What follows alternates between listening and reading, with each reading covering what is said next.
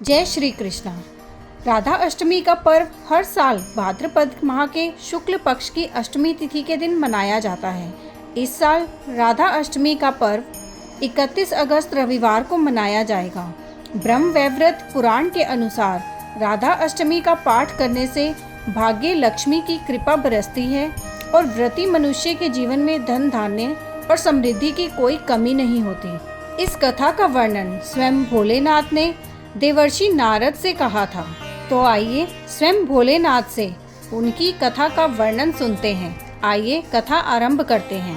ब्रह्म वैवर्त पुराण की कथा के अनुसार श्री कृष्ण भक्ति के अवतार देवर्षि नारद ने एक बार भगवान सदाशिव के श्री चरणों में प्रणाम करके पूछा, हे महाभाग, मैं आपका दास हूँ।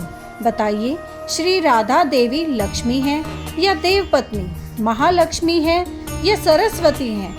क्या वे अतरंग विद्या हैं या वैष्णवी प्रकृति हैं?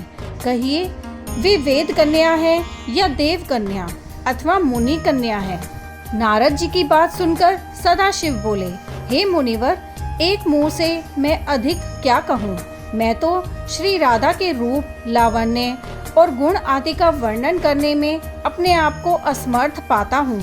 उनके रूप आदि की महिमा में भी लज्जित हो रहा हूँ। तीनों लोकों में कोई भी ऐसा समर्थ नहीं है जो उनके रूप आदि का वर्णन करके पार पा सके। उनकी रूप माधुरी जगत को मोहने वाले श्री कृष्ण को भी मोहित करने वाली हैं।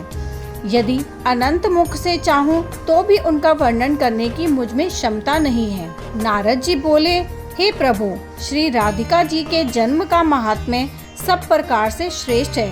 हे भक्त वत्सल, उसको मैं सुनना चाहता हूँ। हे महाभाग, सब व्रतों में श्रेष्ठ श्री राधा अष्टमी के विषय में मुझको सुनाइए। श्री राधा का ध्यान कैसे किया जाता है, उनकी पूजा अथवा स्तुति किस प्रकार होती है, यह सब मुझसे कहिए।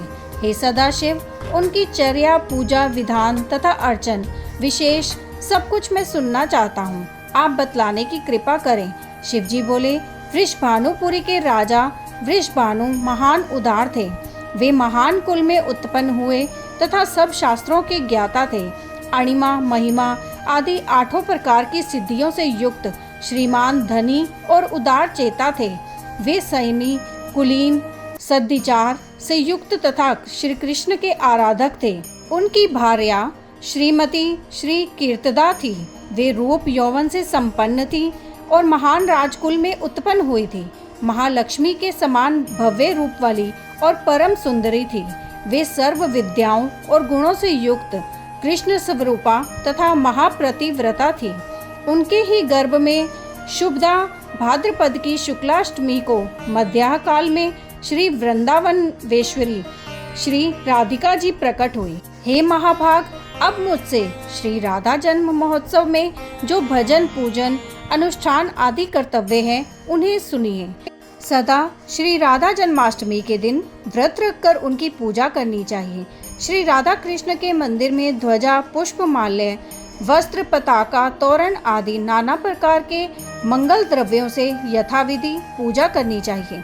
स्तुति पूर्वक सुवासित गंध, पुष्प, धूप आदि से सुगंधित करके उस मंदिर के बीच 5 रंग के चूर्ण से मंडप बनाकर उसके भीतर षोडश दल के आकार का कमल यंत्र बनाएं। उस कमल के मध्य में दिव्यासन पर श्री राधा कृष्ण की युगल मूर्ति पश्चिम अभिमुख स्थापित करके ध्यान, पाद्य, अर्घ्य आदि से कर्म पूर्वक भली भांति उपासना करके भक्तों के साथ अपनी शक्ति के अनुसार पूजा की सामग्री लेकर भक्ति पूर्वक सदा संचित होकर उनकी पूजा करें। तभी भगवान शिव ने कहा, जितना मुझे ज्ञात था सब मैंने आपसे कह दिया। यही ये कथा समाप्त होती है।